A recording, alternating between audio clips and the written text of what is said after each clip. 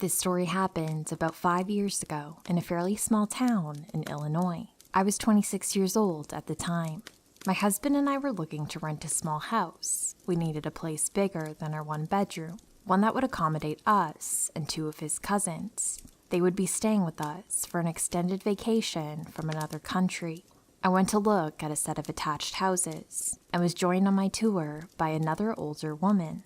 She asked me what I did for work, and I told her I work with children with special needs. She said that she had a son with a disability, and if we both moved in, I could help him. I didn't think much more of it at the time. Flash forward a few weeks, and we are in the move-in process.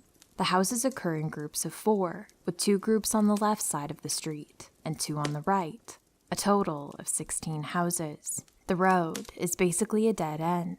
We move into the second house of the quad on the right side, and the lady I toured with moves into the second on the left side, exactly across from us. On either side of our house is a family with children, grandparents raising a 13-year-old granddaughter, and a Brady Bunch step-family raising multiple children with at least 2 to 3 preteen girls. This matters later, I promise. Everyone seemed friendly and family-oriented. A few weeks after we move in, we are waiting for his cousins to arrive. I see the lady I toured with occasionally, but never see a small child with a disability. She does have what appears to be an adult son living with her, mid-20s, average height, slightly bulky. He often sits on patio furniture in his garage with the door up. When I'm coming home or leaving, we wave and say hi, but that's about it. A lot of the people in the neighborhood use their garages as patios. It's very weird. I can't explain it. One night, it's about 3 a.m. I'm in graduate school and stay up all hours of the night studying. My husband works midnights in a Toyota factory and won't be home for about 4 hours.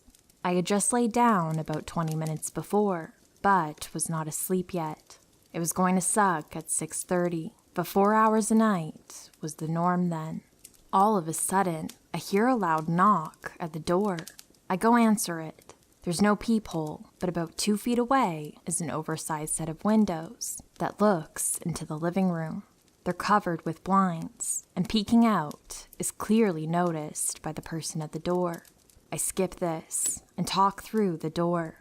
I will stop here and say that I'm inherently naive. I trust everyone, but I'm getting somewhat better since we moved to a city since this occurred. At the other side of the door is the neighbor's adult son. He tells me that his mother left for work, and he forgot his keys. Could I let him borrow my phone to call his mother? I go to unlock the door, justifying that I know this man from the neighborhood, and I wanted to help. At the last second, my brain kicks in. I tell him that I'll dial the number for him and go get my phone. When I return, I see the handle jiggling. Why I didn't stop then, I don't know. Instead, I ask him for the number.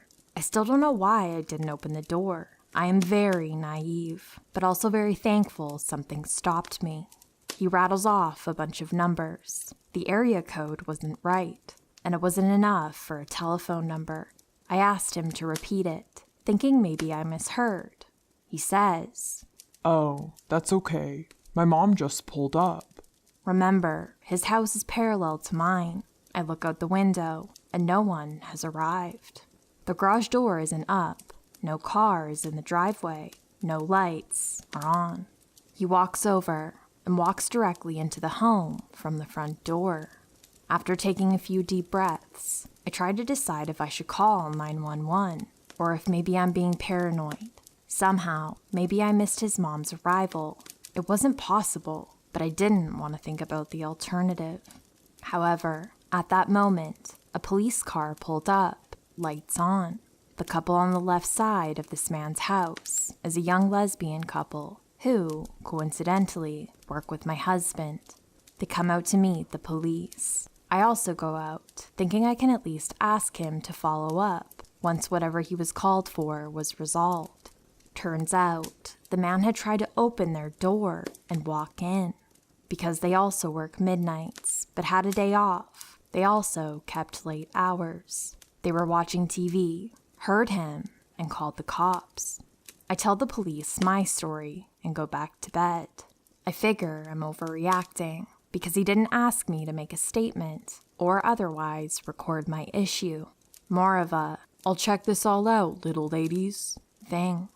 The next day, I'm talking to the grandmother of the 13-year-old and the mother with multiple kids that live on either side of me.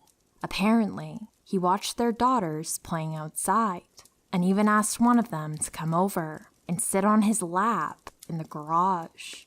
The grandmother said he tried to open the bedroom window of the girl, but it was locked. I don't know if they reported this to the police, but they said he was asked to move by the landlord. His mother could stay, but he wasn't allowed to live there or visit. After that, things calmed down. We did notice tool marks on the back door, which opened directly into the master bedroom. I know for a fact the marks weren't there when we moved in, as I took pictures of everything to ensure we were returned our deposit. However, I didn't observe them until a few weeks later, and he was already gone. I can't say for sure if he did it prior or if it was someone else later. Either isn't a comforting choice. Many months later, near the end of our 1-year lease, I started to see the son around again. He wasn't consistently at the home like before, but appears to visit once a week or so. One night, around 2:30 a.m., there's a loud knock on the door. This time, my husband, who had switched to a daytime shift by that time, answers through the door. As soon as the person hears a male voice, they turn and walk away. They're wearing a hoodie and dark clothes, and he can't see his face. The body type is similar. The person walks at an angle away from our house in the general direction of the back of the neighbor's house. It was unclear if he was walking towards a creek, swamp area with an open field behind, or to the back of the row of houses across from us. Either way, I called the landlord the next day. He confirmed the man wasn't supposed to live there, said he had mental challenges, but didn't elaborate, and said he would follow up.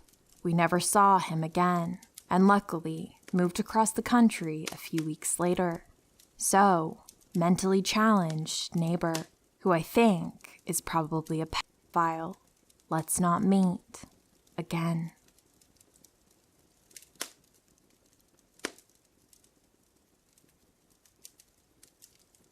I've lived in northern Texas for the majority of my life, and if you've spent time here, you know that spring and autumn will produce the most beautiful weather for the area. This was roughly 6 years ago, so I was at the ripe age of 21. At the time, I was desperately looking for a better job, other than the shitty bartending position I held. This was due to the fact I worked in a bar next to an aged courthouse, which employed some of the sleaziest lawyers I've ever encountered, one of which offered me a crisp $100 bill to strip and prove I had no tattoos, a tale for another time. Anyway, the house I lived in, I shared with an elderly couple and 2 roommates. There was a fair amount of age to the house, as it was built in the 60s, but was situated in the middle of the property, unlike the newer houses that had been built. The room I occupied was not entirely visible from the street. At most, if you were facing the house, you would only be able to detect a glow from the ceiling light against the neighboring house if the shades weren't drawn. This would be relevant later. On one of my free nights, I was pursuing some of the shady free streaming sites and looking for some sort of HBO or Showtime show I could delve into. The window was open to enjoy the cleansing and cool breeze, while the lights were off to take in the ambiance of whatever ridiculous show I was watching. I was possibly about an episode and a half in and immersed into the show, while I was sitting on a wooden desk chair up on 2 legs, similar to how Judd Nelson does in The Breakfast Club. A sudden exhale followed by a dreamlike, "What you doing?" shocked and startled me, nearly to the point of dropping completely backwards onto the floor. Being submerged in my comfort zone left me without a response. The guy had his elbows perched atop the outer sill, with the heel of his hand resting against his cheek like a teenager in love. Through the darkness and the mesh of the screen, there weren't many features I could easily detect. His hair was dark and cut down nearly to a buzz cut, and he wore a black tank, like those you get in those Hanes 3-pack undershirts. I did notice his skin was thoroughly sun-marked with different tan lines running down the lengths of his arms. Just breaths after he asked his query, he followed with, I was looking for John. I know him from the restaurant, and he's supposed to give me a ride. He might have a joint for me, too. I like dope. Do you like dope? At this point, I was scrambling for the door. I assumed he was looking for one of my roommates. As far as I know, John was a line cook at a local restaurant and was gone for the majority of the 4 months I stayed in the house. There were seldom instances I saw him, and I never knew his actual name. Everyone just called him John. As I threw open the door, I heard a final, Hey, where you going? as I rushed to warn the elderly couple that there was someone lurking around the house. By the time I returned into the room, I flipped the light switch to discover saliva marks webbing themselves across the mesh of the screen. The guy was nowhere to be seen. Needless to say, I'm wary to look at a window to see a face looking back in my direction. Also, if you're curious, I did eventually ask John and described him to see if he knew who he was. He hadn't a single clue of who that could have been.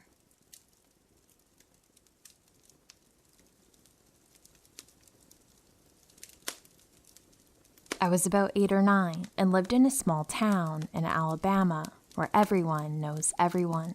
We lived in a subdivision of duplexes. The front of the neighborhood had a small rental office with attendants' mailboxes outside on the wall. My favorite task was going to get the mail. This particular day, my sister, 5 or 6, asked to go with me. Our duplex was right behind the office up at the top of a grassy hill. The backside of our house faced the office. So, my sister and I get to the mailbox, and as I'm removing the mail, a white middle-aged couple, relevant, I will explain, pulled up in front of the building. This being Alabama in the 80s, our neighborhood was all black. The white people lived on the other side of the railroad tracks. I knew a lot of them, as most families were here for generations, but I had never seen this couple. The woman on the passenger side rolled down her window and said, "Excuse me, can we ask y'all a question? We need directions." I knew about stranger danger, so I just planned to ignore them. My sister was starting to walk to the car window as my back was partially turned, locking the mailbox. I ran and grabbed her hand and said, "Run to the house." She tried to ask why, as the woman continued calling us to the car. I raised my voice and said, "Get up the hill, now." She started running up the hill. I turned to follow when the driver, male, opened his door and in an angry voice said, Bring your little ass here, now. At this point, my sister was up the hill. I started running up the hill. When I got to the top, I saw that the driver was standing a few feet from the bottom of the hill.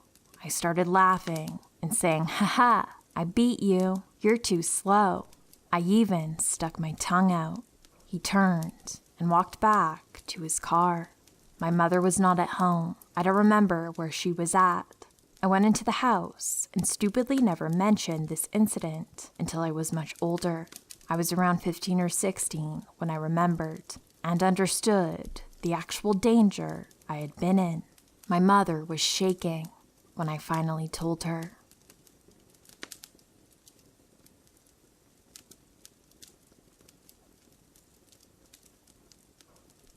When I was 10 years old, I lived in a relatively small town in Texas, in a small house with my mom. My mom has always had a very caring heart for those in need. So when my uncle called her one night and told her he ran into a homeless girl at the local park, my mom offered to help her out for a day or so, just to get her back on her feet.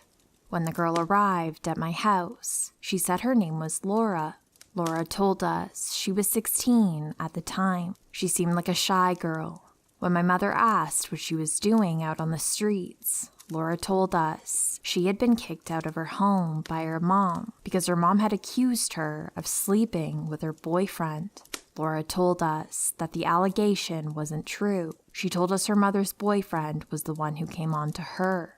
My mom gave Laura a place to sleep in the guest bedroom that night. The next day, after breakfast, Laura asked to use my mom's house phone to call her mom to see if she could come get some of her things from her mom's house. Laura's mom never answered the phone, and we felt bad for her. As a 10-year-old girl, I couldn't imagine what she must have been going through. Later that day, I remember watching TV in the living room and minding my own business, but I could feel someone staring at me, so I turned my head where I felt the gaze. Laura had been sending me a glare so cold that if looks could kill, I would have dropped dead. I was confused and a little startled. I turned my head away from her quickly and went back to watching TV, but I could still feel Laura's cold gaze. I couldn't understand what I had done to her to cause her to look at me with such hate. The next day, it happened once more. I was in the kitchen getting a glass of water when I could feel someone looking at me. I turned my head to the side and saw Laura's head peering around the corner at me. Her eyes were dark and laced with hatred. It frightened me, and I felt so confused as to why she was looking at me like this. I didn't want to cause any trouble, so I didn't bring up Laura's death glares to my mother at all. Later that night, my uncle had joined us for dinner. He had stopped by to see how everything was with Laura, and if we had luck, finding her a place to live with one of her family members. After dinner, I was washing my plate in the sink when I heard a loud growling sound come from the dining room. I turned my head to see Laura shaking and growling like some sort of wild animal. My mom and uncle looked disturbed and worried. Laura threw herself onto the floor and began thrashing around and screaming as if she were possessed. I was absolutely terrified. It was a scary thing to witness. I grew up very religious. My mom and uncle began praying out loud for Laura while I ran to my room and closed the door. This went on for 2 hours, but it felt like an eternity of horror. I could hear Laura screaming like a mad woman and growling like some sort of deranged beast. I don't think any of us knew exactly what was going on. After my mom and uncle had prayed for Laura for what felt like forever, Laura told us she was free from an evil demon that had taken over her. None of us were sure what had caused her behavior. None of us were sure what had even happened. I peeked my head out of my room to see Laura smiling happily while she curled up on the couch with a blanket. Her eyes opened, and she shot a cold glare at me. I quickly closed my bedroom door in fear. I placed a chair in front of my bedroom door and went to sleep.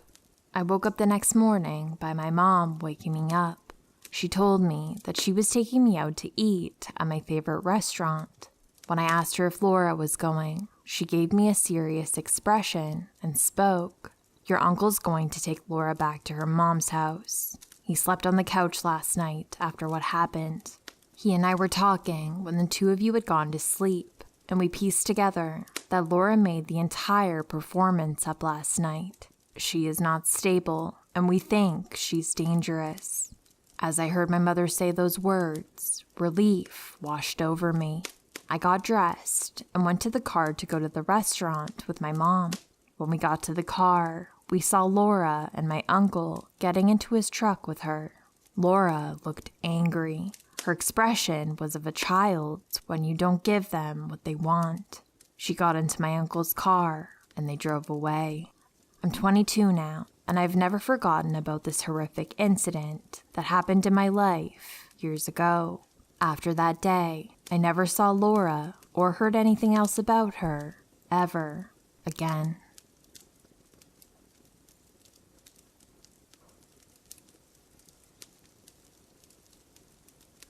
So the story literally just happened this morning at around 6 a.m. I feel the need to share it since it's been on my mind all day. I was leaving for work this morning. I had to be there early, so it was still pitch black outside, and there's not a lot of lighting on my street, so you really can't see anything without headlights or a flashlight of some kind. So I get in my car and drive to the end of my street and come to a stop at the stop sign. Just then, I notice there was a woman standing on the other side of the street, just standing there. So at this point, I probably hang at that stop sign for a couple of seconds, because now I'm a little concerned that there's a woman just standing on the side of the street in total darkness. Weird, right? And at this point, she notices me, and this is where it gets scary. She turns to look at me, and out of nowhere, just starts sprinting at full speed at my car. And this isn't even like normal running we're talking about. Her arms are out to her sides. The only way I can really describe it is how a zombie would run in a video game. And she is going fast. All I know is she was definitely coming at me, and she looked like she wanted to hurt me. I went into full panic mode. I hit that gas pedal so hard. I must have been going like 60 in a residential area. I did not care. Once I got a little distance away, I looked in my rear view, and I could still barely see her chasing after my car. And that's the end of the story.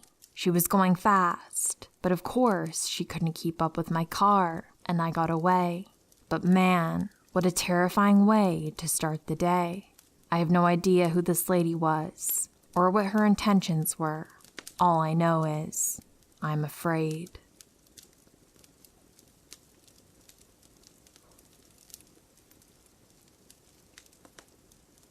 This happened to me a few years back.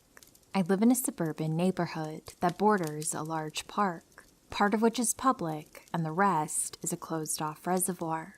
The public section of the park is sprawling over several acres. There are hiking trails in the woods, a baseball field, basketball and tennis courts, and a playground area. The park is accessible by car via a winding one-lane road that goes through the playground area and around to more remote sections in the woods. Eventually, this road leads out to a major busy highway. At one point, it was used as a cut-through to get from the highway to my neighborhood and beyond. Nowadays, there are several much larger access points to the neighborhood, and the cut-through is seldom used. My story begins on a late winter afternoon. I was spending the day at home with my now ex-husband, who was an avid runner. He decided to go out on foot into the park to take a run down the one-lane road. He did this often, and the crime rate in this area is extremely low, so I thought nothing of it.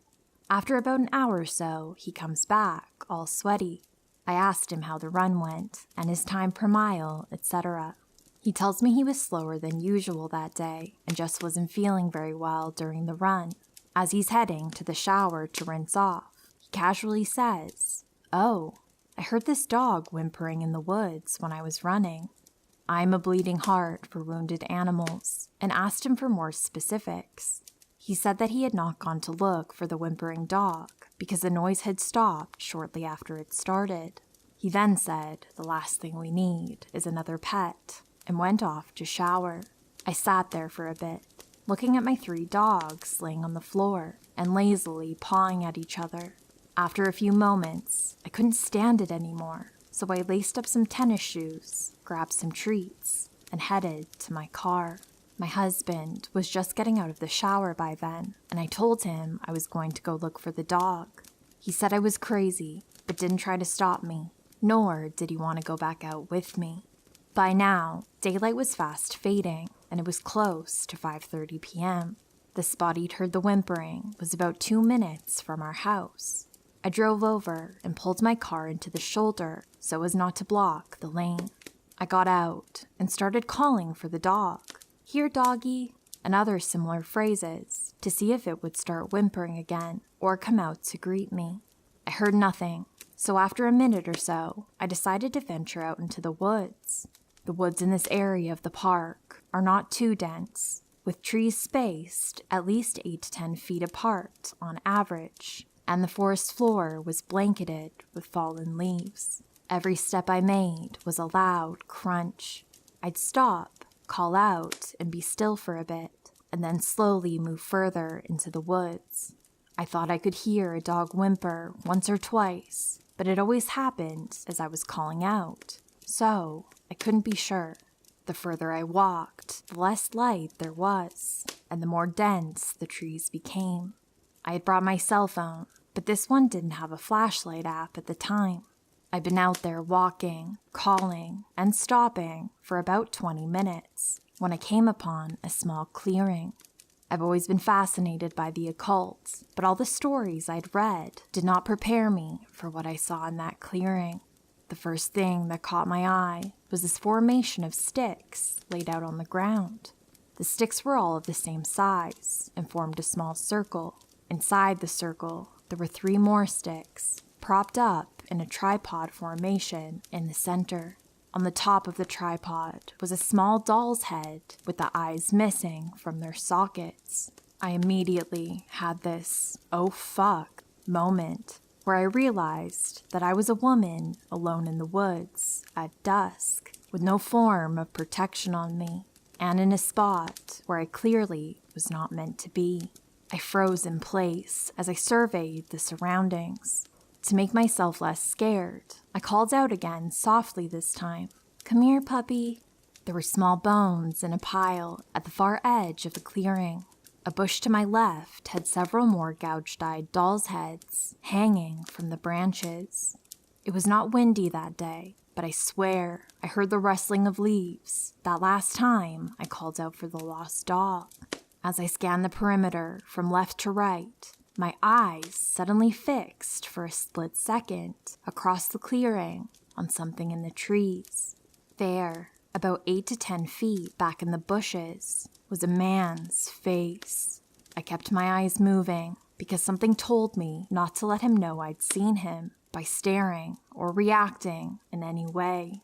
The brief moment I glanced at him was enough to momentarily paralyze me. His hair was long and unkempt. His eyes were bulging almost as he stared at me. I couldn't see the rest of him because of the tree cover. At this point, my flight response finally kicked in, and I was able to move again. I remember saying something to the effect of, "Silly dog, must have found his way home," as I started to back out of the clearing, still scanning. He didn't appear to be pursuing me, so as soon as I was half hidden by trees on my side, I took off running at full speed to my car. I couldn't tell how long it took or how far it was, but daylight was all gone by now. I somehow made it back to the road, a few yards behind where my car was parked. I sprinted to it and locked myself inside. It took me 4 attempts to get my key in the ignition, with how badly my hands were trembling. I finally got the car started and beat it the hell out of there.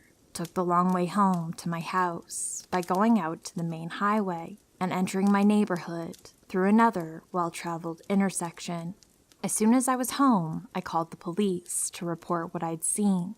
They never followed up with me. The more I've thought on this over the years, I'm convinced that the man in the woods was the one whimpering to lure a gullible victim like me off the little road and into the woods.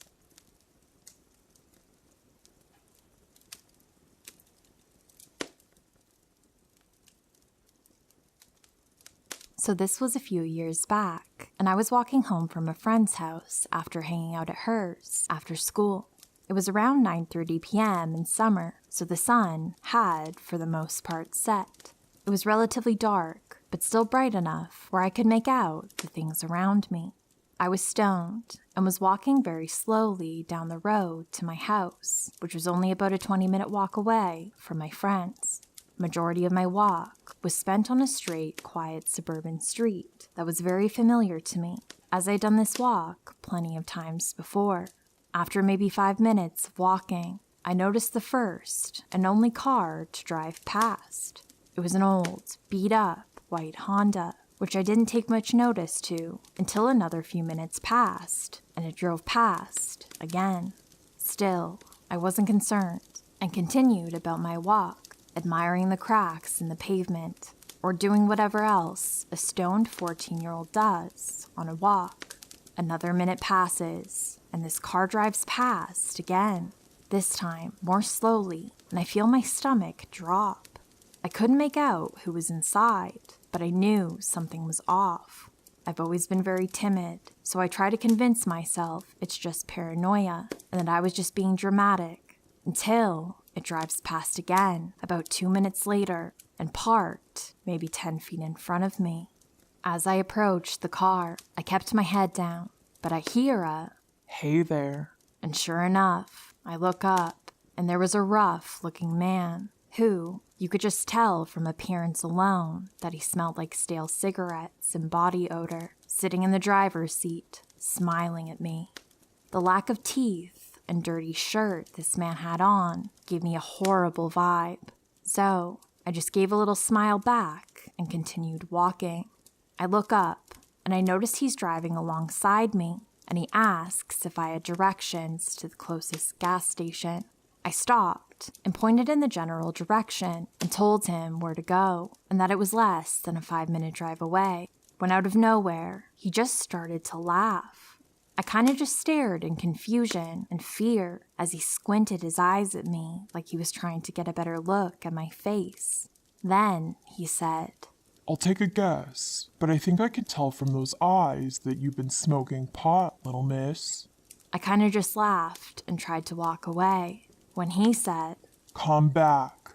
So I stopped in my tracks. Why I didn't just keep walking is beyond me. But I turned around, and he pulls out a rather large bag of weed and asks if I want some. I tell him I'm okay, and that I have no money, and he said something along the lines of, "I don't need your money. Take it." I reassured him I'm fine, and I don't need it, and tried to continue walking. But nonetheless, he continued driving alongside me. He then asked if I needed a ride home, and tells me it's too dark to be walking alone, which really frightened me.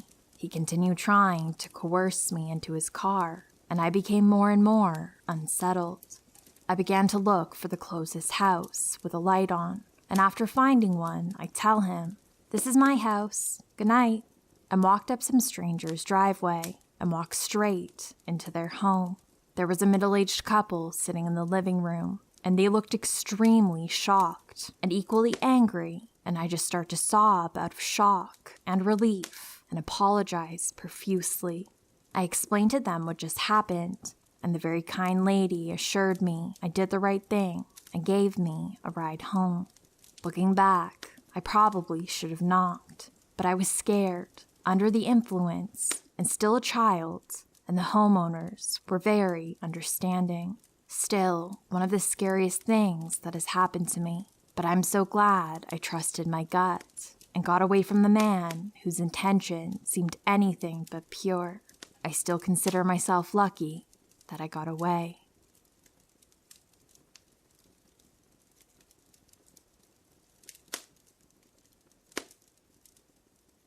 My husband works a rotating schedule, so sometimes he works night shifts, and other times he works days. 2 days ago, he started his night shift rotation. I always feel uneasy at home when he's not here, even though we live in the country and it's supposed to be safer out here. Around 9:30 Friday night, I was doing my dishes. My daughter was watching TV, and my dogs were sleeping. I had just turned the sinks off, and I heard our screen door open. It makes a swoosh kind of noise when it opens and closes. We have a little entryway between the screen door and the main door. A couple of seconds after I heard the screen door, I saw the main door handle turn all the way down. It has an electronic keyboard lock, so the handle turns even when it's locked. I feel so lucky that I remembered to lock it. Immediately, the dogs start acting weird. They're running to all the windows, trying to look out, and they're growling and barking. As much as I didn't want to, I looked out the window and saw nothing. No person, no car, nothing. I picked up my daughter and took her to the bedroom and called 911. It only took a few minutes for cops to get here, because I guess they were just in the area. I told them what happened, and they looked around briefly and told me that the wind opened the screen door and nobody was out there.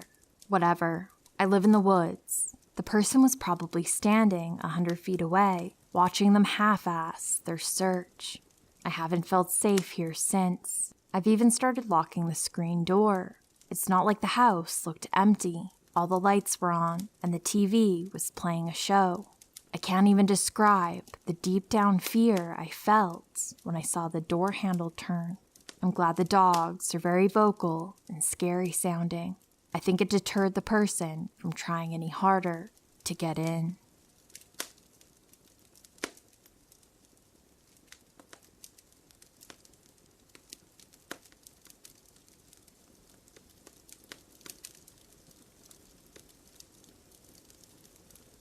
A few years ago, I went camping for the first time in my life. I was about 11 or 12 when we headed out to a forest nearby our house.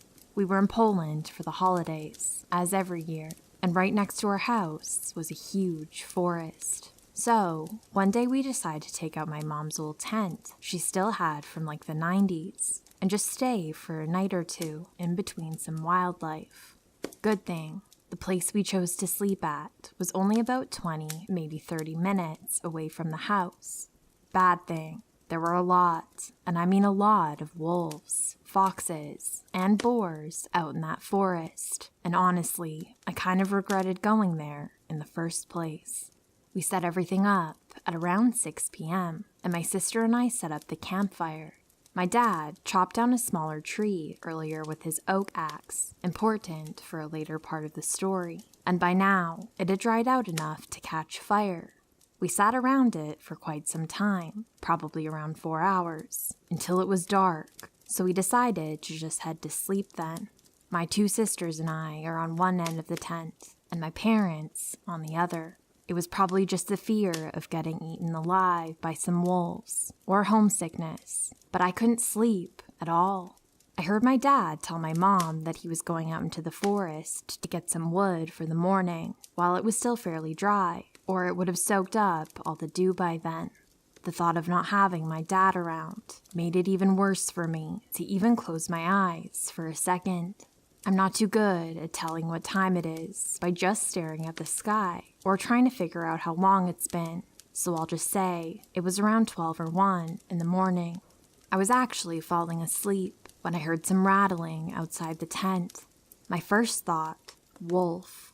I was terrified, and so I just popped out my head through the little curtain that separates the 2 halves of the tent, basically a piece of thin fabric just hanging on some threads, to see if my dad was back. He was still gone, and it had been about an hour since he went.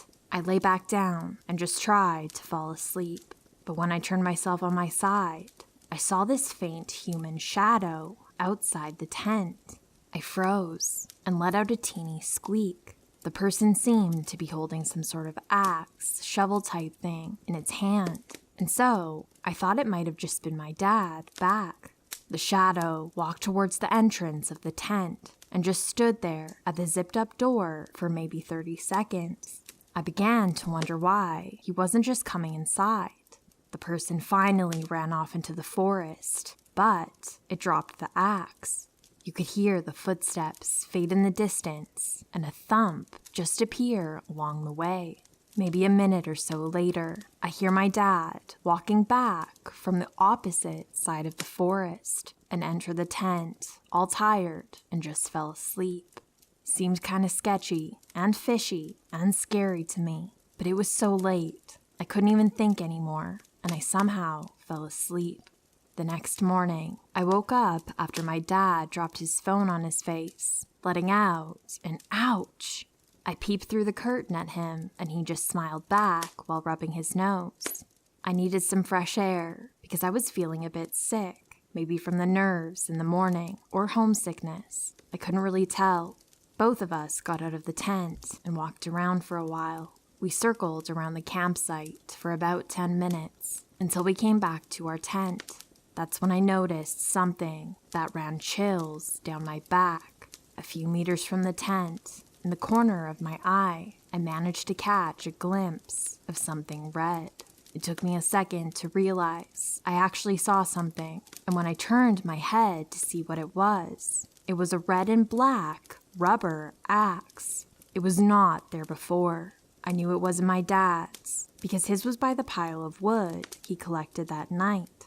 From my dad's reaction, I probably turned pale because he started to freak out a little, like I was about to pass out or something. He turned his gaze to where I was looking, and we both just stared for a few seconds before he called out for the rest of the family to wake up and get moving. We were all packed up within an hour, and we rushed back home. I later told my dad what I saw that night, and he wouldn't believe me at first. I carried on with the story, and he finally realized I was telling the truth. To this day, I still have no clue who the fuck that was, but I'm just happy he didn't investigate our tent any further or any other animal out in that forest. To the Axeman who was outside my tent in the middle of the night, let's not meet.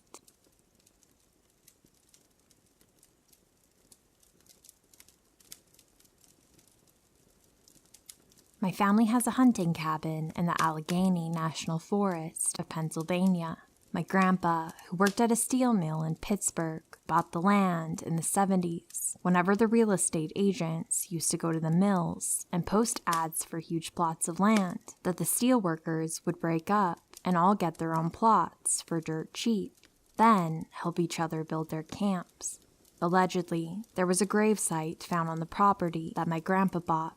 The details aren't exactly clear how this was discovered, but apparently some type of survey was done before the property was sold, and archaeologists from the University of Pittsburgh uncovered a very old Native American grave.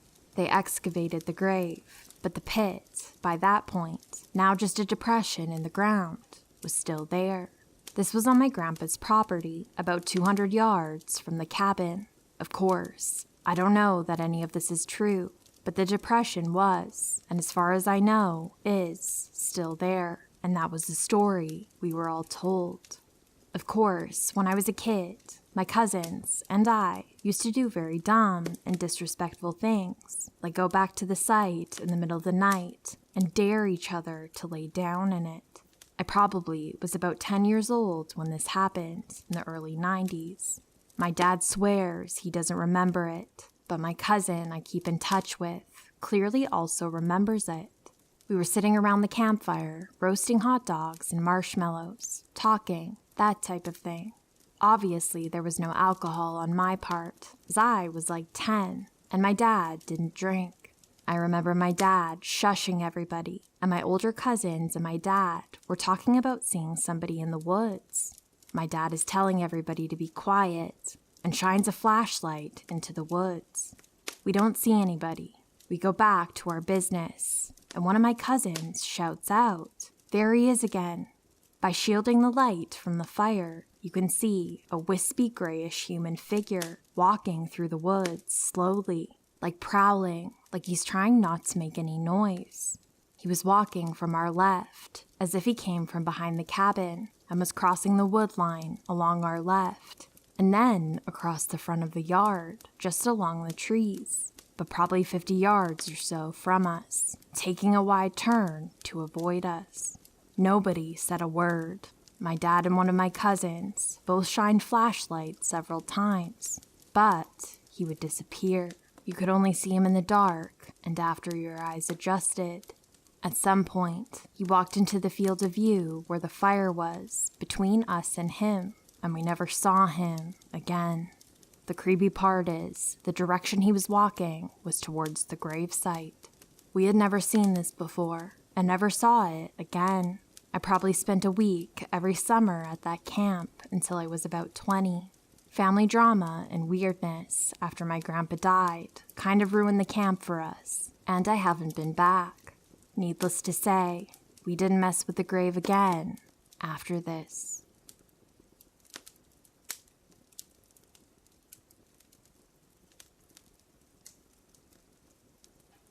An old friend of mine had a canine search and rescue operation and had several dogs that had different skills. He had dogs that were trained for different things, one to search for human remains, one that was trained to search for live survivors, including through the rubble of an accident or disaster sites, and even a little dog that could detect bed bugs. I would sometimes help in the training of the dogs by hiding in the woods or in hard-to-reach areas, and I loved doing it. It's amazing to see these incredible animals working. Plus, I loved them. I sat with him a lot when he was out searching in different parts of the country for actual victims. One afternoon, we were walking through the park with the cadaver dog, a beautiful German shepherd who was the face of the company. Not working, but we did have our canine search and rescue attire on when a man approached. He stopped us to ask if he could pet her, which is not uncommon, and she was super friendly and sweet. So we said of course. The weird thing is that the moment he stopped, the dog immediately gave her signal and laid down right by his feet. My friend and I looked at each other, almost in horror, because the dog was signaling that she detected human remains. She was the most experienced of all the dogs and would not have made a mistake. It was clearly her signal. It spooked us both so much that we cut the conversation short and left quickly. To this day, we have no idea what that was about. I should also add that she was trained to detect human remains. She was taught not to alert on animal remains. I still think about that day a lot.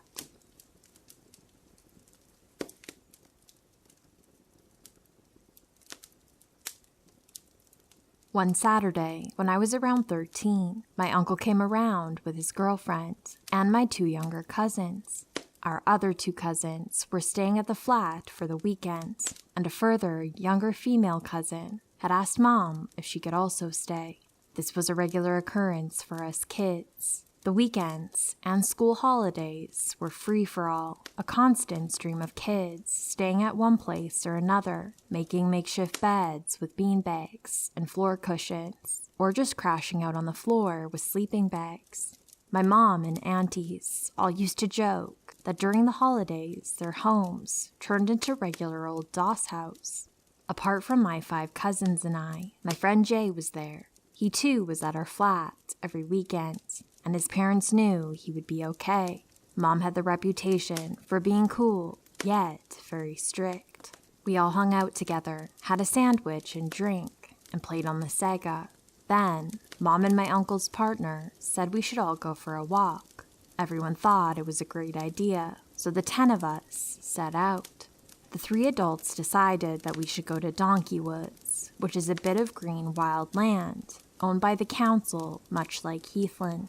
As kids, we used to go over there a lot in the spring, summer, and autumn on our own or with family, and it was reasonably safe and kid-friendly, and still felt wild enough to make you feel adventurous, and not in West London.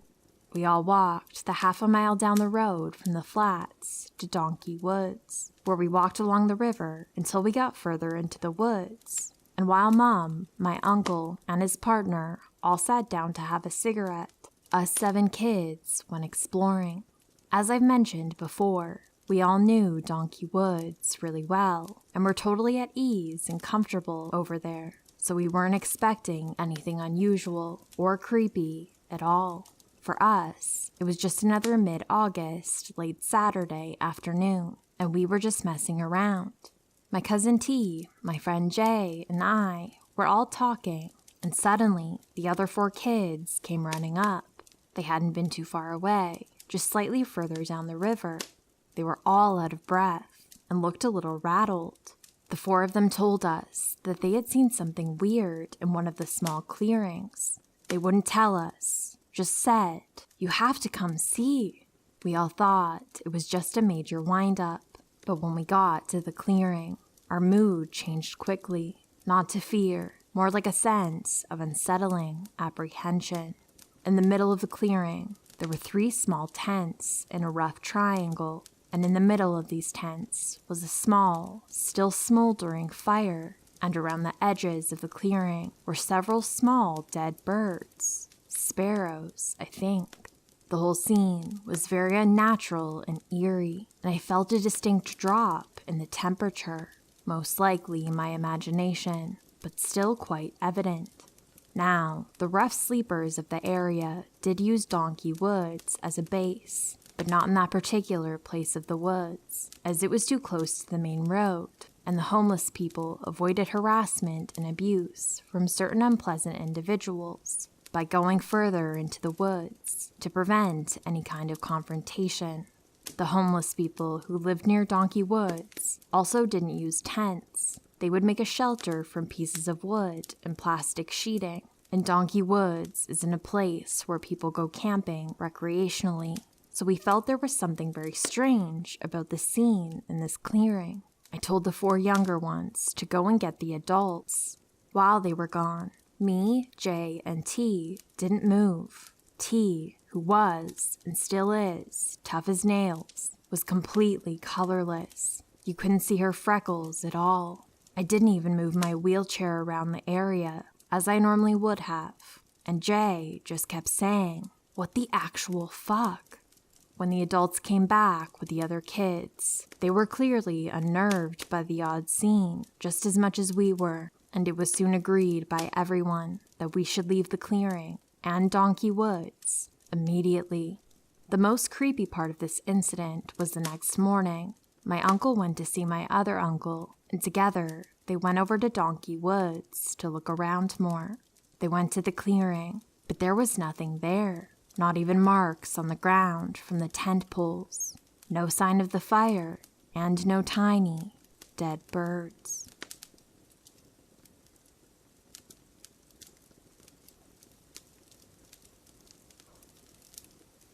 When I was small, I had a friend named Emily that lived in my closet. She wore a white dress, had long black hair, and a red ribbon. She always had her back to me when we would play and talk. My Nana mentioned hearing me and another voice when I play with my Barbies, and she would come in and I would be alone, but Emily would be there with me, but she assumed I was just doing a funny voice. There was a time when I went down the street to another friend's house and watched Emily push the friend off the swing. The friend sprained her wrist, and I kept saying it wasn't me, that it was Emily. The friend's parents were very unhappy, and Anna said I was a liar. I told Emily that I was too old for imaginary friends. Nana said so, and she didn't like that.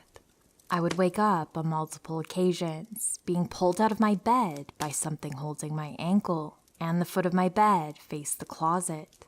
One night, I finally saw her face. She didn't have eyes, they looked gouged out, and her mouth was sewn shut. I still to this day cannot sleep with my closet door open. I've also seen her in a few other houses, not just my Nana's. I spent from age 12 to 18 permanently in foster care, whole other story. And my junior year, I had been finally moved into my own bedroom.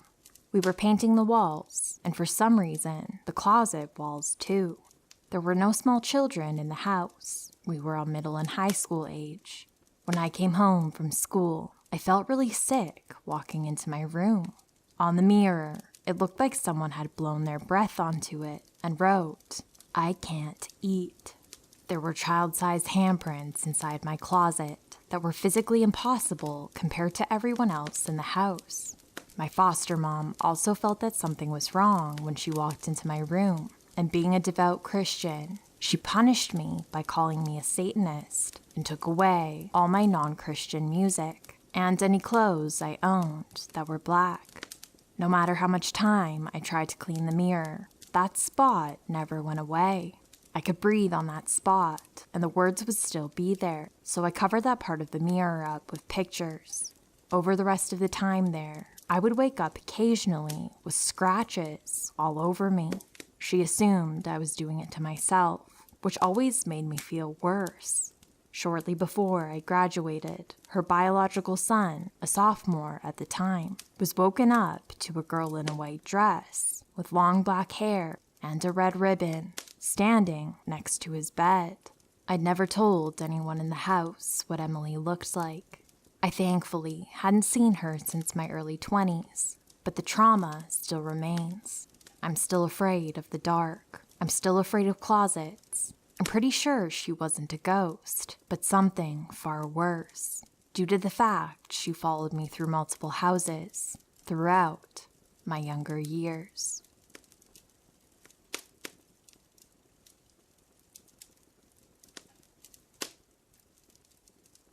I grew up in the 90s in Minnesota. My parents divorced when I was 8, and we spent every other weekend at my dad's haunted house.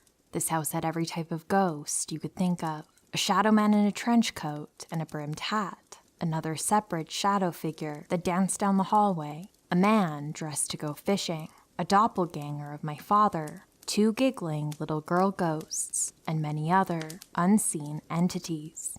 The dishwasher, radios, and lights would turn themselves on and off randomly. Loud banging would be heard on the walls and doors. Door handles would jiggle and turn on their own. Feelings of being touched or caressed in the shower were reported. My father also had an incident where he felt someone crawl into bed with him in the middle of the night when he was the only one home. My uncle reported hearing 2 little girls giggling and singing in the basement one night while sleeping downstairs. Upon awakening the next morning, he discovered there were no kids in the house that night. So who did he hear playing in the middle of the night? Also, there was a salamander plague one night. The entire yard was covered in slimy, slithering salamanders. It only ever happened once. Not positive if that's paranormal, but it's certainly strange. One sunny Saturday morning while visiting my dad, my brothers and I were up early watching cartoons. I was 8 years old, and my brother was 3. As we sat on the couch, we heard 3 alerting knocking sounds on the wall, 5 to 6 feet behind us. Knock, knock, knock. Our heads quickly snapped back to look at the wall where the sound was coming from, but we saw nothing. My brother and I quickly turned to look at each other with frightened eyes. I, being the older sister, tried to be brave. I told him it was nothing. As we turn our attention back to the cartoons, my little 8-year-old brain is spinning. What if that banging noise we just heard wasn't just the pipes, as I had been told so many times? What if it was a ghost? I hate when the ghosts come around. Why isn't my dad around whenever this happens? As these thoughts swirl in my head, we hear it again. Knock, knock, knock. This time, it's coming from somewhere in the kitchen, off to our left. It's not as loud as the first time, and the sound is different, like someone is knocking on the kitchen counter this time, instead of the wall. We quickly strain our necks to peek inside the kitchen with lightning speed to catch whomever or whatever is making that noise. Again, there's nothing there. I take a deep breath. Once again, I pretended to be brave and tell my brother, "It's nothing, just ignore it." My heart is thumping in my chest, and there are butterflies in my tummy as the familiar anxiety grows worse with each passing second. I tuck myself up on the couch in a ball, not wanting my legs to dangle off the side. I no longer feel safe. Nothing is to be trusted. Knock, knock, knock. This time, the sound is coming from the dining room. I can tell the noise is coming from the wooden dining table this time. I can see the entire table from where I'm sitting, and there's nothing on the table that should be making that noise. No one except me and my brother are awake. There's no one in the dining room. There is no logical reason for this knocking noise that is moving around us. Just then, I realize the knocking sounds have been moving in a big circle around us. If this invisible entity is to move any closer to us, the next logical place for it to be would be in the living room, where me and my brother are currently sitting. The knock would be on the coffee table, sitting less than a foot away. No sooner than that thought crossed my mind, it happened again. Knock, knock, knock. This time, the noise was coming from the coffee table, sitting less than a foot away from us. I instantly flip over the back of my couch in a reverse somersault-like motion and run at superhuman speed to my father's bedroom. In my panic, I completely left my little 3-year-old brother behind to fend for himself. Luckily, he wasn't too far behind.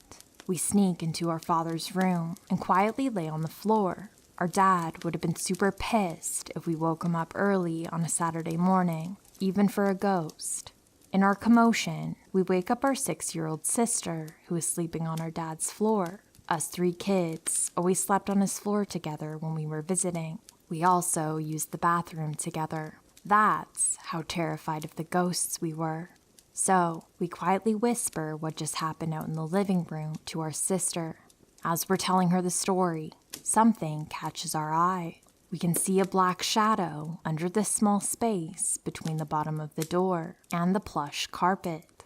This black shadow is slowly pacing back and forth in the hallway, just on the other side of the bedroom door.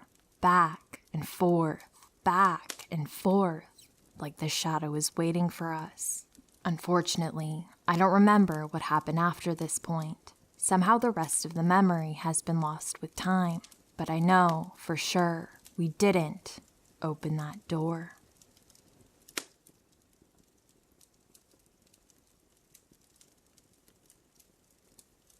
This is a long story, but good, and as true as 33 years of time-faded memory can allow. I'd like to think I remember it vividly. Background first. When I was in 2nd grade, my parents got divorced, and my mom moved my 2 brothers, my sister and I'm the youngest, into a rental house. Looking back on it now, as an adult, it was a terrible place, but it was what my mom could afford. The floors were uneven, the house was sided in roofing shingles. The stairs shook as you walked up, and the stove required an external propane tank. There was also a dirt floor cellar with an awesome little hiding place under the stairs. Definitely a hell house, the stereotypical house for a haunting. For 7 to 8-year-old me, though, it was awesome. It was also my first house that didn't have wheels. My newly single mom would go on dates every weekend and would leave me with my 15-year-old sister to babysit. As soon as my mom would leave, though, my sister would bolt to a party or boyfriend's house. My oldest brother was 20 and would only come home when the mood suited, and my other brother would always go to a friend's house a few blocks away. I was 8 years old, alone, and what I now know was a crappy house. Another important point to note is that there was the master bedroom, bathroom, dining room, and kitchen on the ground floor. Upstairs, there were 3 rooms. My sister's room, my room that I shared with the middle brother, and the other room with a padlocked door. Now, it's story time. I had always heard funny noises in the house, but my mom always told me it was just an old house, and my siblings never really paid any attention.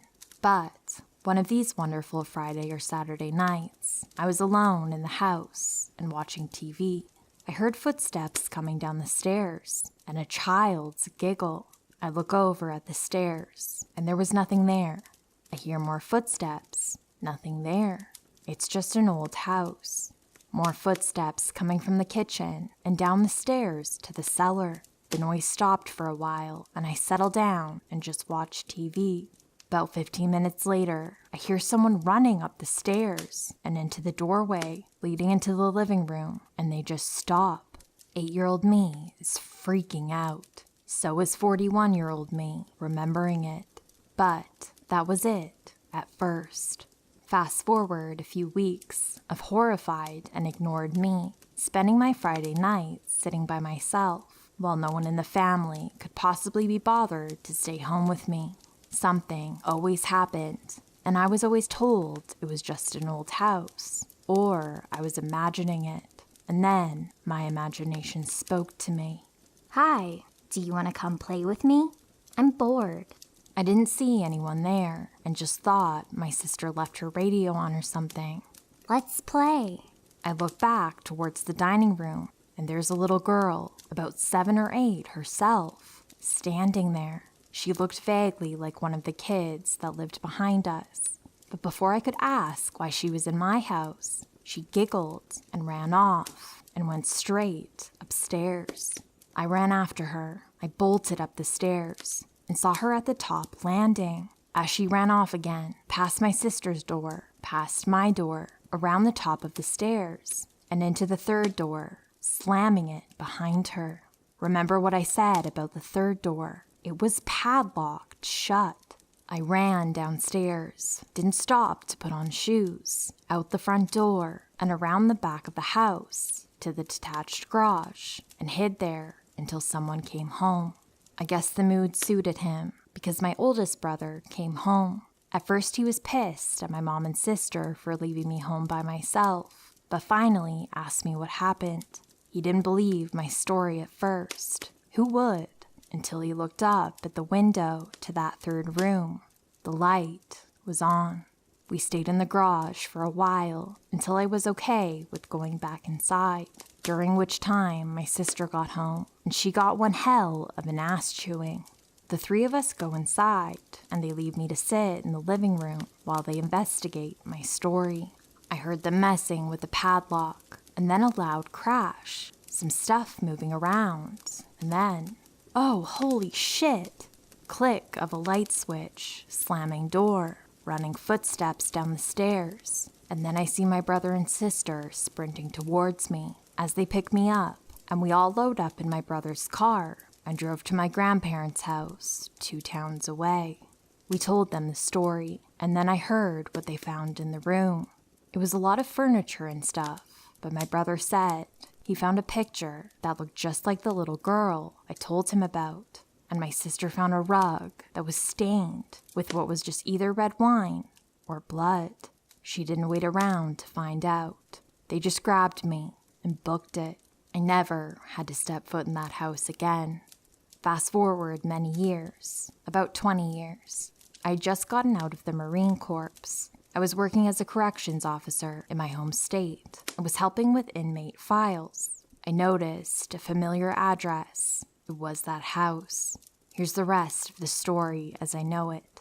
After we moved out, my brother had called the police because of some of the other stuff that was in the room, and apparently there was an investigation. The red stuff that my sister found on the rug was a blood stain. As this was the 80s and a very small town, DNA wasn't yet a forensic tool, so they couldn't tell whose blood it was, only that it was human. The neighbor said that the father of the family that owned the house was always drunk, and they suspected abuse of the mother and daughter. Then, one day, they suddenly just left for Arizona and rented out the house to subsidize income, locking up all the furniture and stuff in that one room. The parents were arrested on an unrelated charge after the house was condemned and they had to get their stuff out. But they never did find the little girl until, in preparation for demo, they were digging in the cellar in my little hiding spot under the stairs.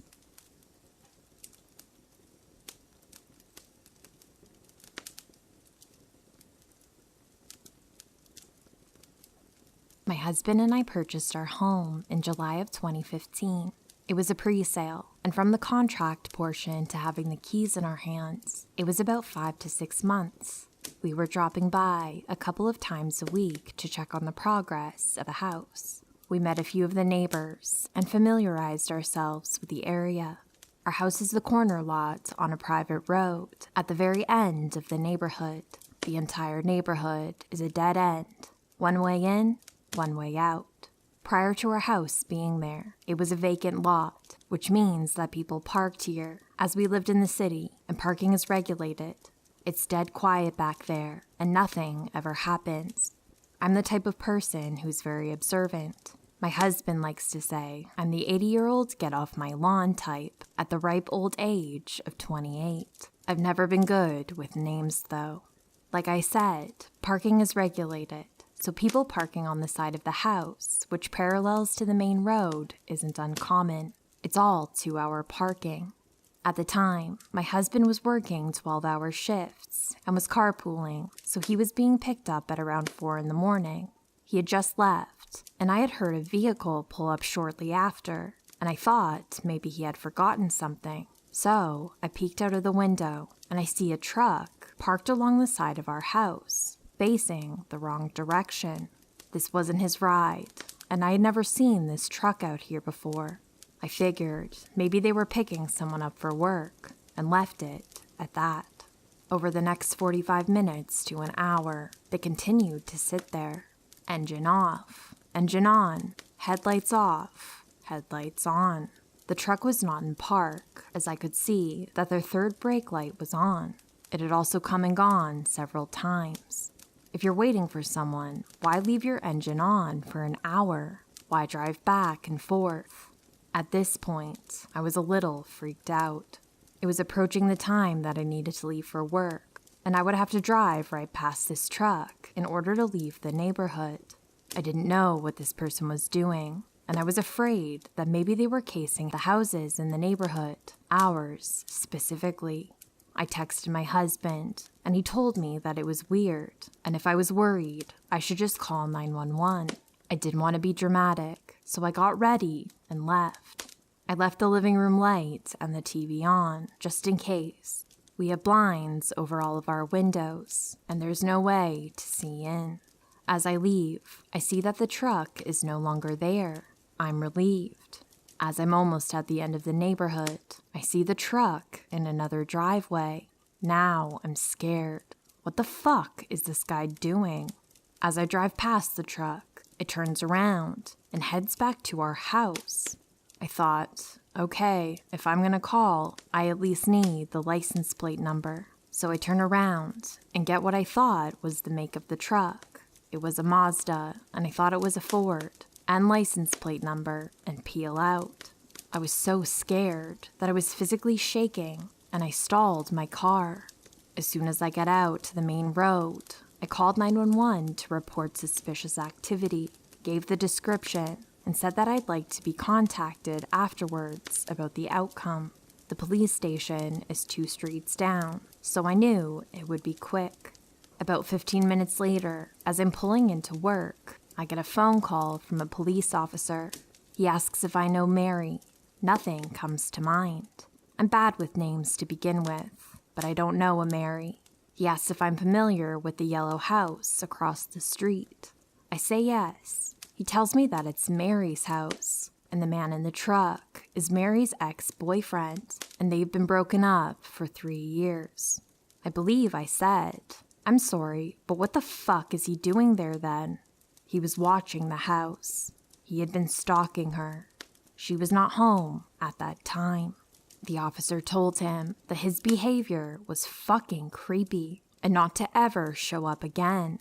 The officer filed a report and patrolled the neighborhood for a few weeks. Even though I didn't know Mary and we had only exchanged waves in passing, it was creepy as hell and she needed to know. I've never seen anyone so freaked out. Apparently, it was not a mutual breakup. He had obsessive and some dependency issues. She had blocked all communication, and this was the last straw in order for her to get a restraining order. For whatever reason, she wasn't granted one earlier. Because our house and street is newer, it doesn't always show on maps or GPS, so we have to give people turn-by-turn directions. When I mapped our house recently, sure enough, that truck is parked in front of Mary's house. So, Mary Stalker, let's not ever fucking meet. Don't let me catch you in my neighborhood.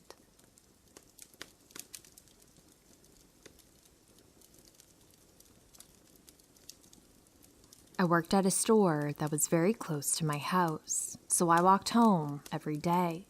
The map of the story is, there's my job, my friend's job, a traffic light, a small park, another traffic light, 3 abandoned stores, and finally, a gas station. The only busy part of this route is the gas station. One day, I was leaving work, and it was starting to get dark. When I left, there was an employee fixing the electrical box of the store that my friend works. I glanced at him, not thinking anything of it, and waved to my friend. She smiled through the glass door, and I continued on my way. It was just another normal day. When I was exactly in the middle of the park, I glanced over my shoulder because I'm an anxious woman, and I saw the electrician who I just saw walking behind me. Everything I'm going to tell you now happened very quickly. When I looked back again, his eyes were fixed on me, and he had no expression on his face. All the alarm bells were going off in my head, so I started walking at a faster pace, more out of paranoia than real fear. So I look again, this time more slowly, and I notice that his steps increased in speed, just like mine.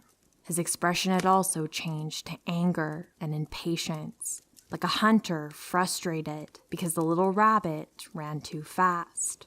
I think deep down, our survival instinct knows when someone wants to do something bad to us, just by looking at them. I hadn't actually started running yet, but the park, which was actually small, suddenly got much bigger. I don't know if when I looked back a third time, if my fearful expression gave me away, but instead of walking, he began to almost run and walk at the same time, his strides becoming so long that it was awkward to look at. And so I ran. I'd seen this 1,000 times on the news. The park was empty. It was just me and him. I knew what he wanted to do. I had my phone in my hand, but the adrenaline was telling me to keep running and running. I ran the light and crossed the street, still not daring to look back. Maybe he was right behind me. I thought after arriving at the abandoned stores, he would have given up. So I looked back one last time, and there he was. Still not running, just walking super fast in a weird way. The adrenaline made me run even faster, and then when I looked up again after a while, he had suddenly stopped. The guy just stood there, his angry expression also fading away. His face looked blank. It was like he was staring into nothing, but his eyes were still fixed on me. At this point, I was already approaching the gas station, and he was just a small silhouette that didn't move. My heart was still racing, and my hand was shaking so badly I could barely type the password into my cell phone. I kept walking and looking back every second. He didn't move an inch. I started to get paranoid, thinking that maybe he really was an employee, that maybe I was imagining things, that he wasn't really following me. It's like our brains start to justify the situation so that you stop suffering. When I was already at the end of the gas station and the adrenaline was slowly decreasing, my boss called me and asked if I had arrived home yet. I said no. He said that my friend next door was worried about me because there was a crazy man pretending he had tools in his hand and pretending he was fixing the power box. She was too scared to tell him to stop and just watched his weird mimicking for a while. But when I passed by, he turned and followed me, as if he was literally waiting for me. My friend was so scared that she tried to record the man in case something happened and was ready to call the police. After that episode, I changed the route I did for work and even started to use a bike. Guys, don't forget to always stay alert of your surroundings. I don't know what would have happened if I hadn't realized quickly enough that he was following me. He would have reached me in seconds.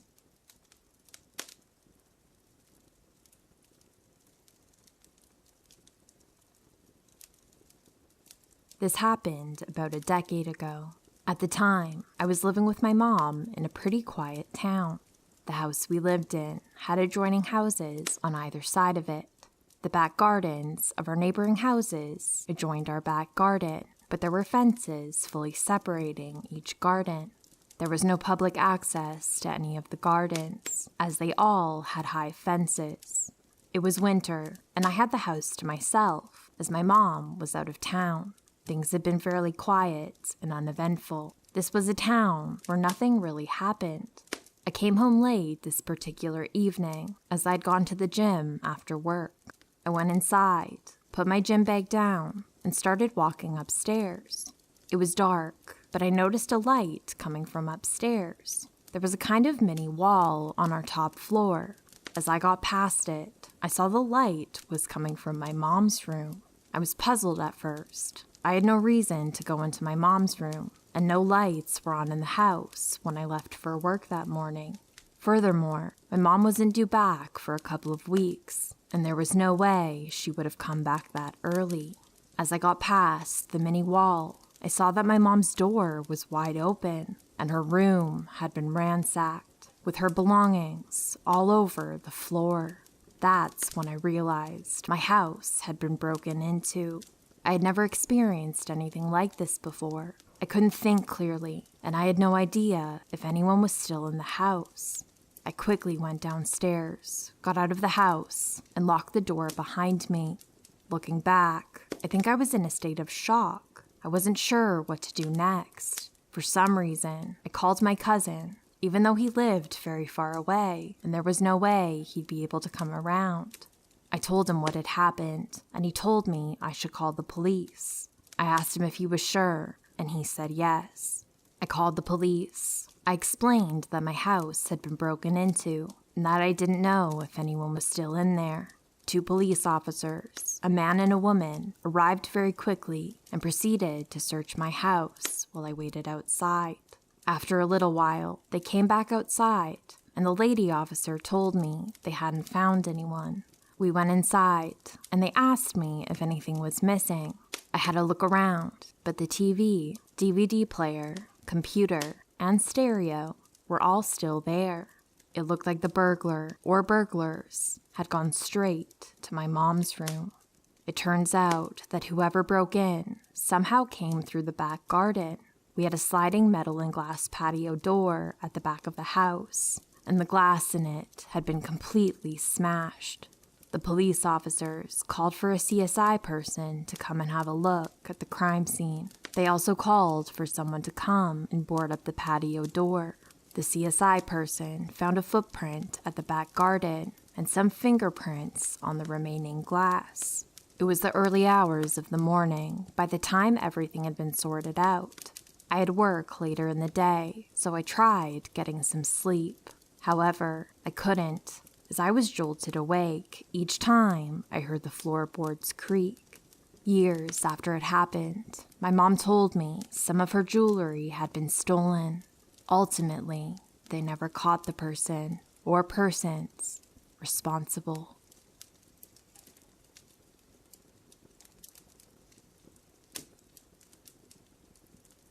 I work at a popular shoe store in a mall. The city is a bit sketchy, and the mall doesn't get a lot of funding, so it's very small, and most of the people that come in the store are bored teenagers. Since we mainly sell popular name brand shoes, Jordan, Nike, Adidas mostly, we get some die-hard sneakerheads every now and then. I'm used to the usual comments like, "Your brother must have taught you about shoes, huh?" And people asking for a male employee to help them instead. I guess people aren't used to girls liking shoes too.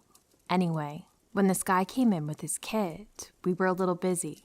The first thing he said to me was, Wow, they let girls do this kind of work now? "Okay." Didn't really know what he meant by that, but whatever. I asked him what kind of shoes he was looking for, if I could help him find a size, the usual. He was looking for shoes for his son, who was probably around 5 or 6, and seemed to be off in his own world. The dad had to be in his late 30s at least. He asked me for a couple of different colors of one shoe, and I told him I'd just be a second, grabbing them from the back. He responded, That's all right, sweetheart. Take your time. I was raised in the South, so I didn't really think too much about the sweetheart thing, since, especially older men there, tend to call every girl sweetheart. But I don't live there anymore, and he definitely didn't have a southern accent. I just figured he was kind of a weird dude, and decided to help him find what he needed as quickly as possible so he would leave. When I came back out with the shoe boxes and tried to hand them to the guy, he put his hands over mine instead of just taking the boxes. Wow, you're beautiful. He said. Just gorgeous. I smiled politely, not wanting to be rude, and said, "Thank you. Here are the colors that you were looking for." And I pushed the boxes towards him so he'd have to hold them. What's your name, honey? He asked. That's when I started to feel more and more creeped out. I'm underage, and I've often been told I look far younger than I actually am. I really don't know why this dude was hitting on me. He was older than my dad. I told him my first name, pointing to my name tag. "If you need any more help, just ask any one of the associates, I said, half smiling. I quickly left to help other customers. While I was helping a group of people that came in, he whistled at me from the other side of the store. I glanced at him for a second, but it was very obvious that I was talking to someone else, and my other coworkers were closer to him. He walked over, saying, Hey, hun, you disappeared on me. He asked for a different shoe, randomly selecting it from the wall. He pointed at his son. He said he wanted this one now. He can be really picky about his shoes. I swear, kids, right? He laughed. I looked over at the kid, who really didn't seem to be interested in the shoes at all. He was just playing with a toy. The dad did this a few times with different shoes. Though we do sell out of some sizes, and we didn't have the size he needed for some of the shoes, he still kept picking out new shoes, even if we had the size, saying that his kid asked for them. When I brought one of the pairs out, he asked, How old are you, gorgeous? 16, I answered, picking up the shoe boxes he wasn't buying. What? 16? Are you kidding me? He asked. I honestly looked about 4 years younger than that. I don't know why he was so surprised. You're lying. 16? Really? Yep, I'm 16 years old, I responded. I went back into the back room to put the boxes away and asked my coworkers to help the guy out over the mics we wear. They responded that he wouldn't talk to them. He kept waiting for me to come back out. I noticed that we had one of the shoes he asked for, in the same size, tucked away where I didn't see it before, hoping this would get him to buy the shoe and leave. I brought it out, saying, I found one last pair in his size. It's our last one. He jumped up, saying, Oh my God, I could kiss you. And opened his arms like he wanted a hug. I just stepped away, saying that one of the associates could help him once he was ready to check out. He said, You're getting a really big tip today. He just kind of sat there with his kid for a while, repeating that every time I walked by. He also asked when my shift was over, but I told him I was covering for someone else and didn't know. When he finally did check out, he came up to me, saying, Here, just take this. And shoving 2 crumpled up $5 bills at me. I told him I couldn't accept it, but he just said, Yes, you can. Just take it. He shoved it into my hands and left. I joked with my coworkers about how creepy he was, and my shift went back to normal for a while. But then I noticed him walking outside of the store again, looking in. I immediately went to the back room and asked my coworkers to tell me when he left. He paced back and forth in the front of the store for 4 more hours, and I didn't see his kid with him at all. He was just looking in, not saying anything. If I was out on the floor, my coworkers would tell me over the mic that he was coming back, and I'd go into the back room. When my shift was over, I left through the employee-only exit, a secluded hallway he couldn't get into. I don't know how much longer he paced in front of the store after I left. So, super creepy customer, let's not meet again.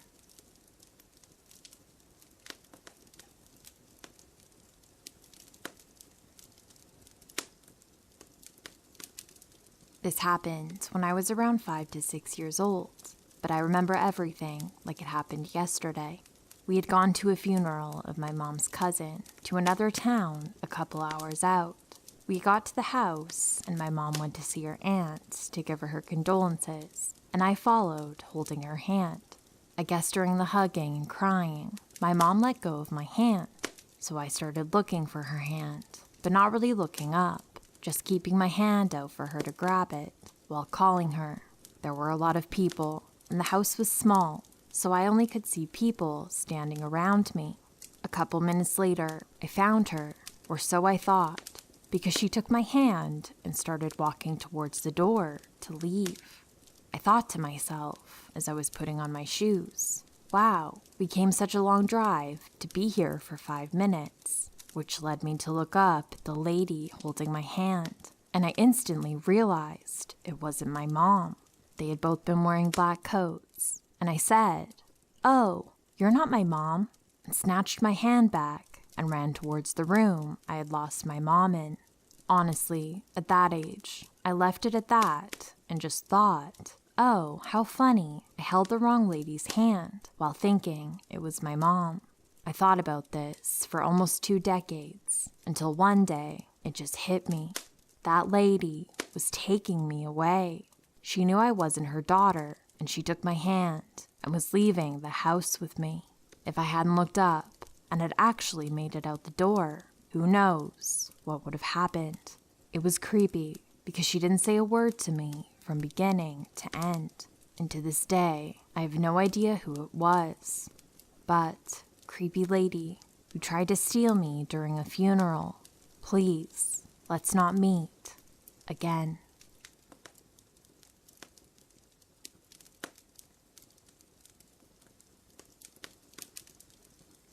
A few years ago, during what was probably the darkest period in my life, I worked overnights at a local Walmart.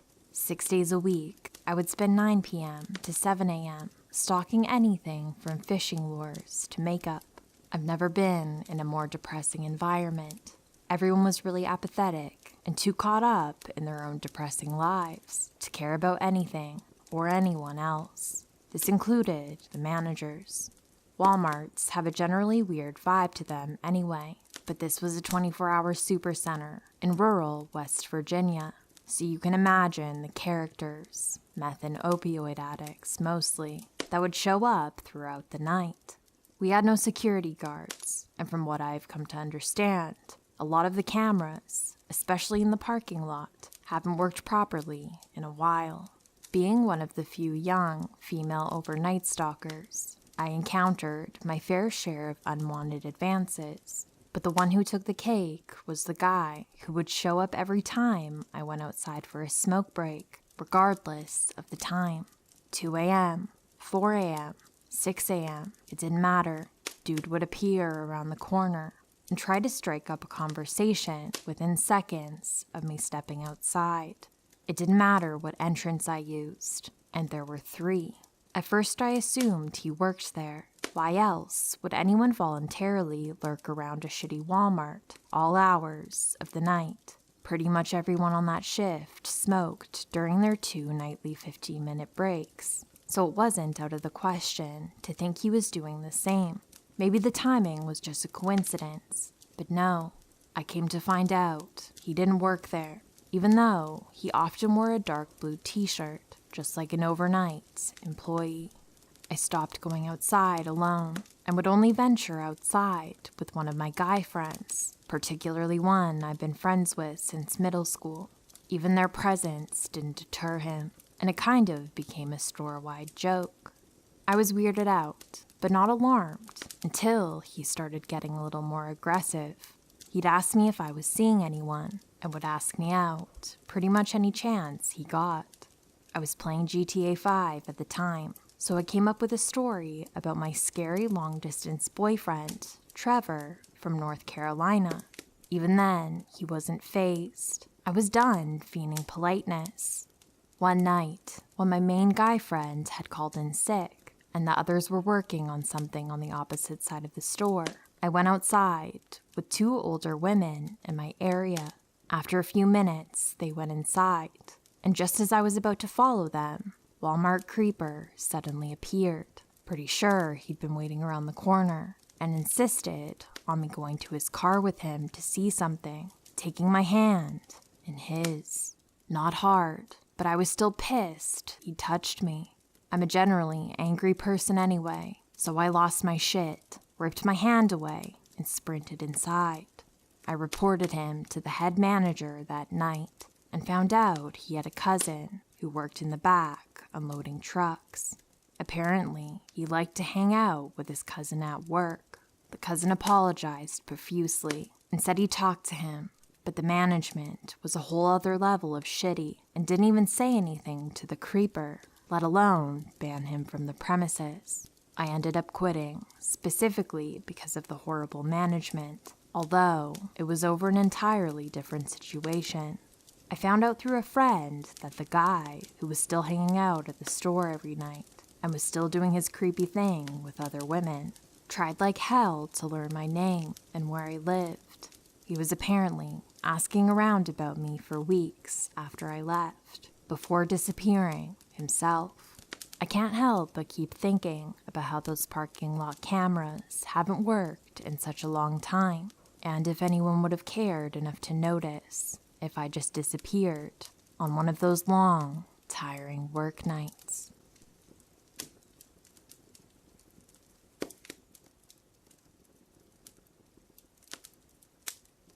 When I was about 16, 9 years ago, my family was living in a suburban area outside of LA. It was a nice neighborhood. Kids rode their bikes in groups. Parents waved at each other and helped keep an eye on people's houses. You could join a barbecue if you walked by at the right time. Well, my dad was working nights at a hospital in the city that left myself, female 16, my mom 36, my sister 12, and my brother 8, home at night from 6:30 p.m. to 7:30 a.m. the next day. One night, we are cooking, listening to music, and just all around having a good night, and everyone's in bed by 9. I'm woken up to the sound of our front door being rattled, and my mom calling for my dad like he's home. Our house was laid out like this.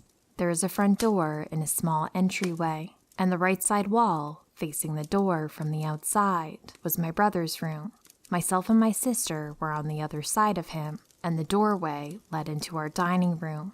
My mom's room was off from the living room towards the back of the house, so she typically turned on the lights to come by our rooms.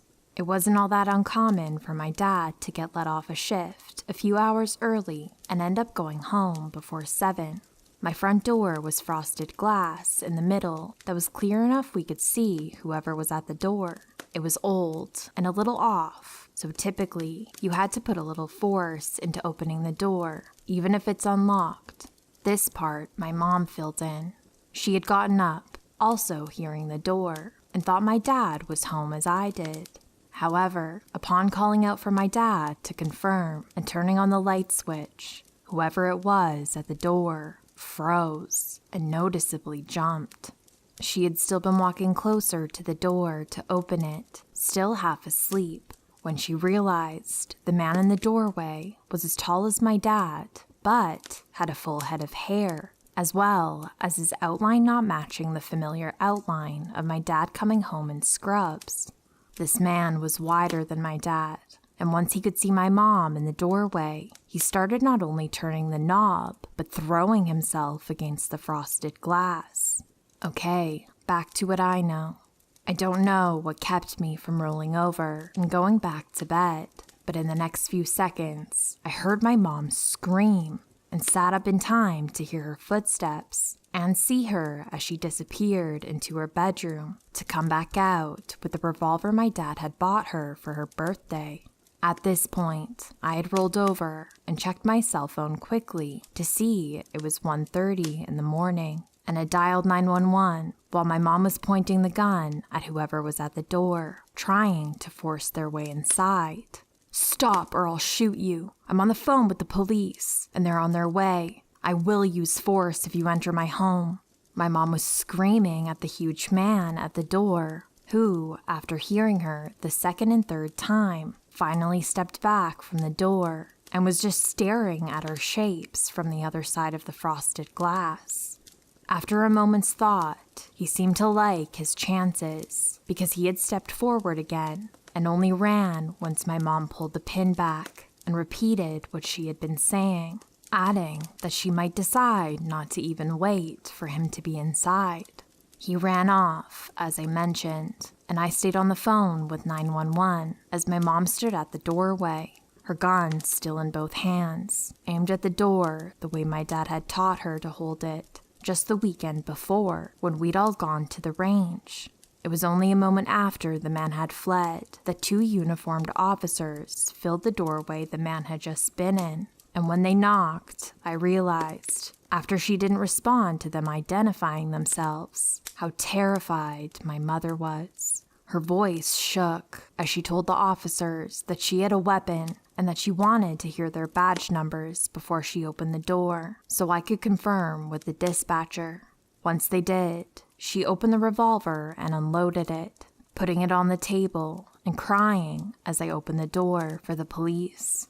They took our statements, had several patrol cars out looking, and found him a few hours later, 6 blocks from our home. However, he'd made it into the residence he was trying to break into, and they caught him in the middle of robbing the retired couple he had knocked unconscious. So, home invader, let's not meet. Hi friends, I hope you're staying safe. If you enjoyed this video, please consider liking and subscribing. It would really mean a lot to me. Thank you for listening. Sweet dreams.